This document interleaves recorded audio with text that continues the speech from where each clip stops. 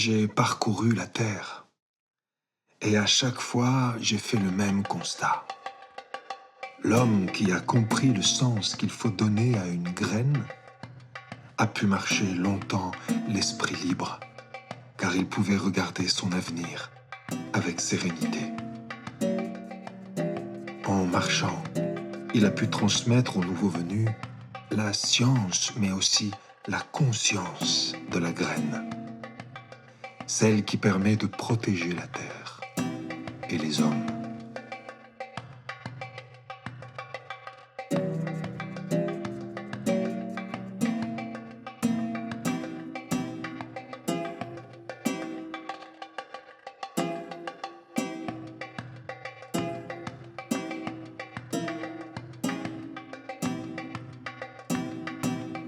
Au contraire, ceux qui se sont détournés de la graine, ceux qui n'y ont vu que de la matière sans esprit, ceux qui ont jeté la graine au lieu de la planter, n'ont semé que de la poussière infertile. Puissent les hommes se souvenir toujours de l'esprit de la graine, de l'esprit de la graine.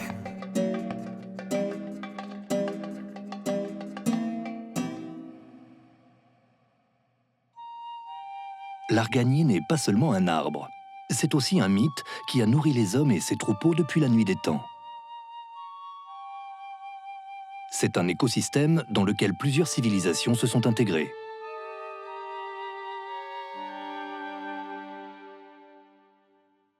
Le réseau mondial des réserves de la biosphère comprend 669 réserves réparties dans 120 pays.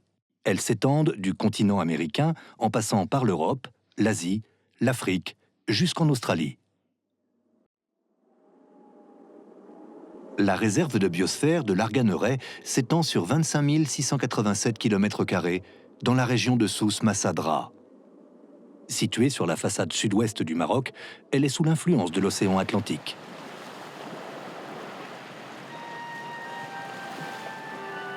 Essaouira l'envoûtante, prisée par les touristes en quête de rêve et qui inspire tant les artistes. Et Agadir, plus tumultueuse et surtout pôle économique de la région, sont les deux grandes villes qui font partie de la réserve de biosphère de l'Arganeraie. Surprenant? Absolument pas. Au contraire, c'est exactement la raison d'être des réserves de l'homme et la biosphère. Tenter de concilier l'inconciliable. Œuvrer ensemble, de manière responsable, pour un avenir prometteur en harmonie avec l'environnement. Et l'arganier, ou plutôt l'exploitation de l'écosystème de l'arganier, en est un excellent exemple, comme nous l'explique le professeur Driss Fassi. La réserve de biosphère de l'Arganeraie est née sous les meilleurs auspices possibles. Les avantages sont nombreux et considérables. C'est d'abord une espèce endémique qui n'existe que dans cette région, dans le monde entier, c'est de l'endémisme absolu. C'est en plus une espèce à usage multiple. Le premier usage, absolument extraordinaire, c'est l'arbre qui est capable, sous forme forestière, de se mettre au-devant du désert. C'est également, surtout l'huile qui en est le produit, est un élément gastronomique cosmétique et médicinal, c'est-à-dire tout ce qu'on peut rêver pour une espèce. Est-ce que cet arganier et l'écosystème de l'Arganeraie seraient trop parfaits? Sûrement, car ils sont devenus le rêve et la convoitise de plusieurs acteurs économiques. La région de l'Arganeraie est notamment devenue la première région agricole et touristique du Maroc. Les villes comme les cultures ont considérablement augmenté leur emprise sur le sol aux dépens des champs d'arganiers. La demande d'eau potable, comme celle destinée à l'irrigation des cultures, qu'elles soient maraîchères ou d'agrumes, ont atteint des niveaux qui ne peuvent plus être satisfaits. L'eau ne coule plus dans les fleuves et les figues de Barbarie se meurent. Face à ces menaces et ces pressions, il était urgent d'agir. l'agence du bassin hydraulique de Souss Massadra est en charge de gérer les problèmes extrêmement complexes des ressources en eau. Et les barrages ne sont pas la seule réponse. Le gouvernement marocain a également mis en place une agence transsectorielle. L'État est en train de trouver des solutions, une solution assez considérable, assez importante. C'est une agence qu'on appelle l'ANZOA, qui est l'Agence nationale de développement des zones oasiennes et de l'Arganeraie. De concert avec la réserve de biosphère et le site du patrimoine mondial, sont en train de trouver des solutions à cette région, merveilleuse, unique dans le monde et extrêmement prometteuse.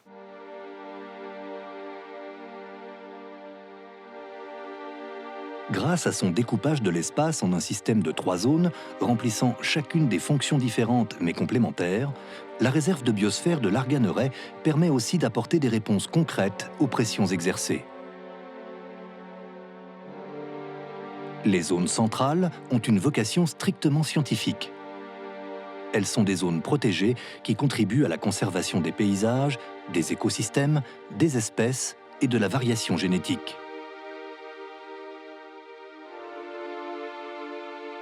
La deuxième zone est appelée la zone tampon. Elle entoure ou jouxte l'aire centrale. Les activités doivent être compatibles avec la préservation de l'environnement. Elles doivent également proposer un développement durable aux populations locales. À quelques kilomètres d'Agadir, dans la zone tampon de l'Arganeraie, la création d'un écolodge est un exemple d'activité économique compatible avec l'environnement.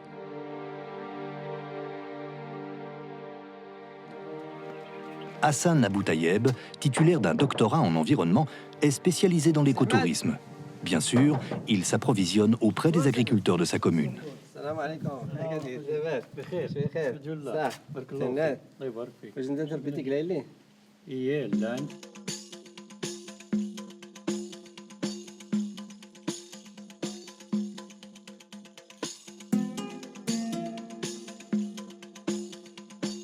Ces produits frais, issus du terroir de l'Arganeraie, Hassan se fait un devoir, comme un vrai plaisir, d'en élaborer des plats gastronomiques.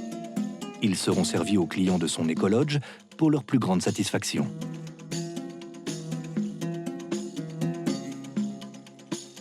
Le Maroc fait partie de l'élite des pays réputés pour leur gastronomie. La richesse de la cuisine marocaine provient d'un savoir ancestral où se mêlent des influences héritées de l'Orient comme de l'Occident et du Sud comme du Nord.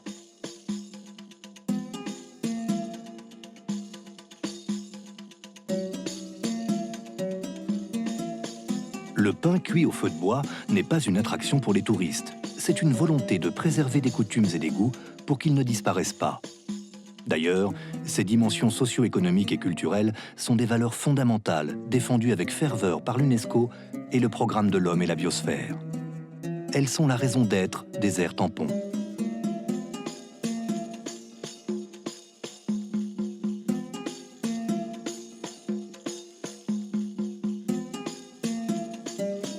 Au pied de l'écolodge, l'exploitation des graines d'argane par les coopératives féminines est totalement en adéquation avec les activités économiques que souhaite valoriser la réserve. Transmis depuis des générations, les gestes des femmes sont d'une extrême précision, même si leur outil n'est qu'une simple pierre. Grâce à elle, le noyau du fruit de l'arganier est cassé pour en extraire 2 ou 3 amandons, à partir desquels l'huile d'argane sera produite.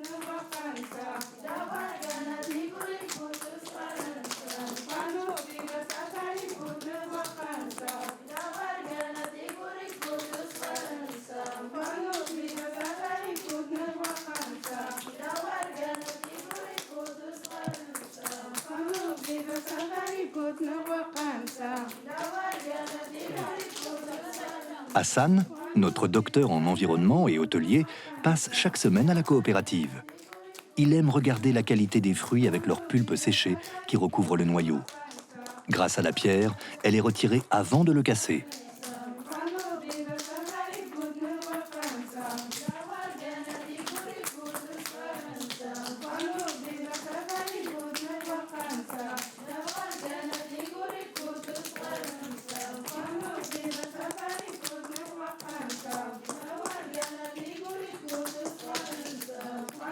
Même si l'écosystème de l'arganeraie ne peut surtout pas se résumer à l'exploitation des graines d'argane, il n'en reste pas moins que l'huile extraite des amandons et tous les dérivés de la graine constituent l'une des activités principales de la réserve. Dans l'arganier, rien ne se perd. La pâte des amandons pressés, le tourteau, servira lui aussi dans la fabrication de produits cosmétiques.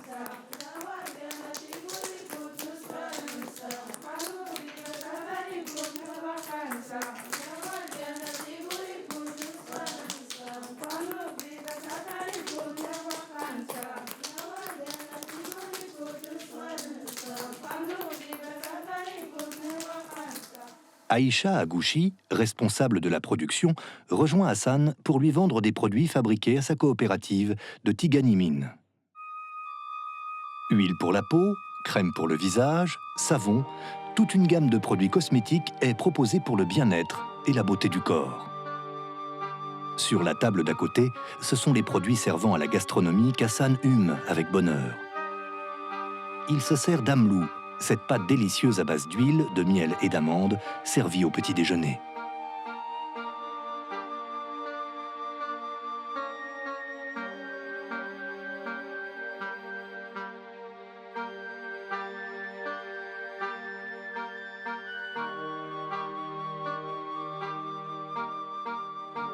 Agadir signifie le grenier en amazigh.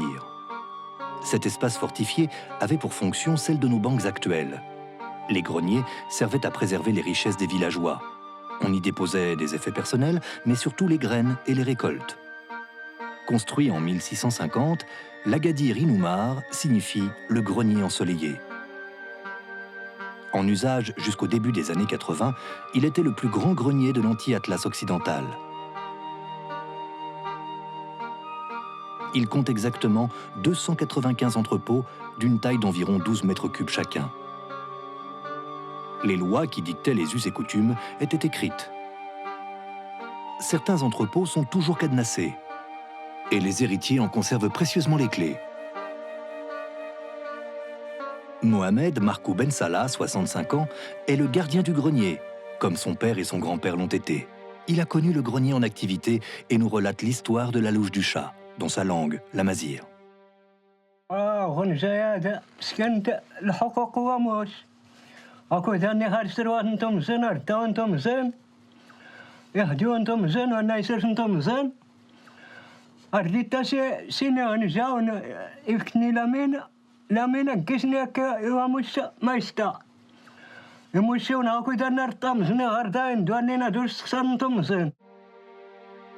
Ce patrimoine fait partie intégrante de la dimension culturelle que veut impérativement préserver l'UNESCO dans le cadre de ses réserves de l'homme et de la biosphère.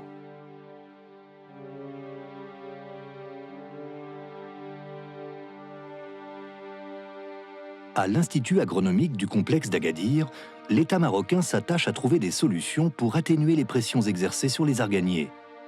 Elles sont dues principalement à 3 facteurs: une forte demande internationale, l'expansion des activités humaines et le changement climatique. Le docteur Ben Ismail nous explique en quoi cela consiste. C'est le greffon qu'on avait prélevé à partir d'un arbre qu'on avait sélectionné, performant, et qu'on va multiplier par voie végétative, par greffage, pour obtenir des jeunes plants. C'est un exemple d'un plant maintenant de 3 à 4 mois. Et on va par la suite le transplanter dans un pot un peu plus grand pour qu'il se développe. Et à l'âge de 1 an et demi, on va le transplanter à nouveau dans une parcelle qu'on appelle un parc à bois, qui va nous permettre de multiplier en grand nombre les greffons qu'on va réutiliser pour la multiplication à grande échelle pour pouvoir reproduire des plants qu'on va planter au champ pour constituer des vergers d'arganier. C'est ce qu'on appelle aujourd'hui l'arganiculture.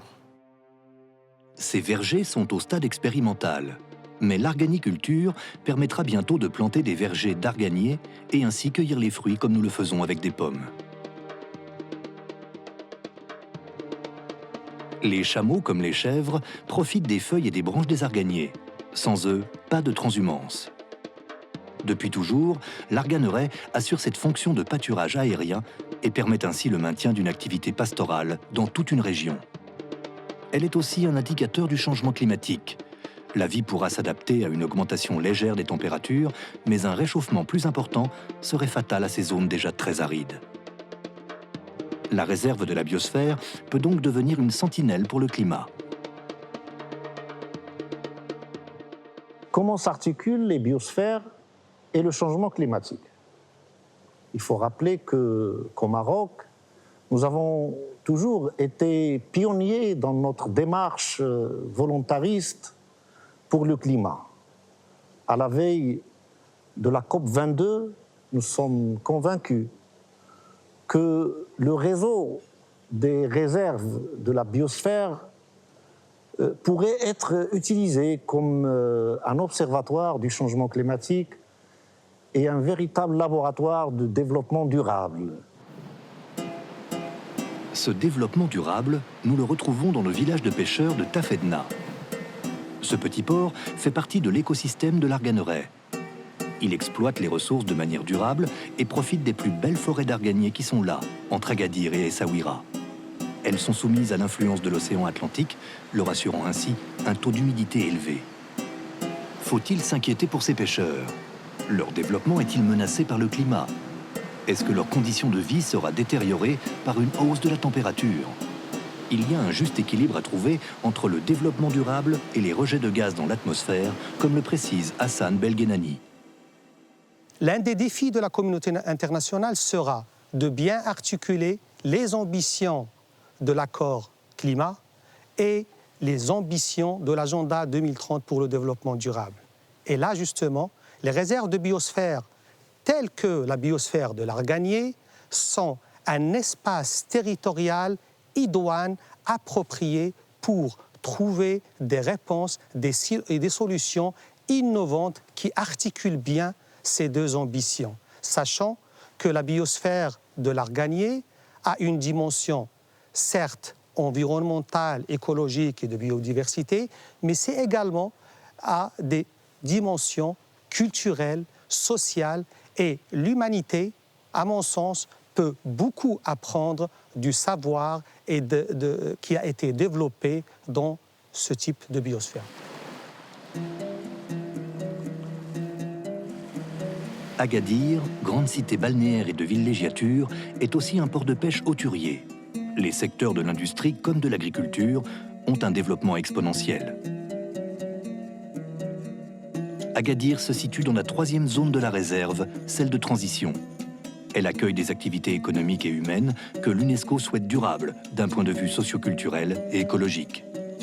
Et nombre d'hôteliers ont souscrit à ces objectifs. Ils ont mis en place leur propre approvisionnement en énergie grâce à des panneaux solaires. Pour ne pas épuiser la ressource en eau douce, ils produisent également leur propre eau potable à partir d'eau de mer. C'est la technique de l'osmose inverse.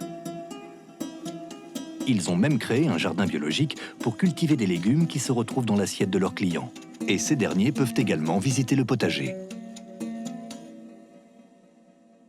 La région de l'Arganeraie est avant tout un écosystème complexe et fragile. Les populations locales doivent exploiter durablement les produits de leur terroir, comme ce menuisier.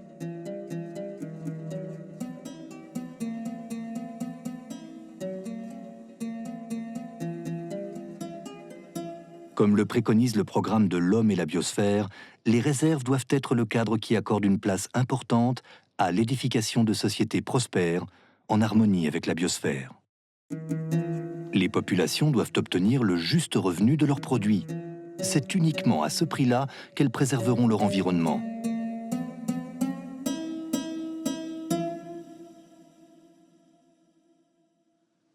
Puissent les hommes se souvenir toujours de l'esprit de la graine, de l'esprit de la graine.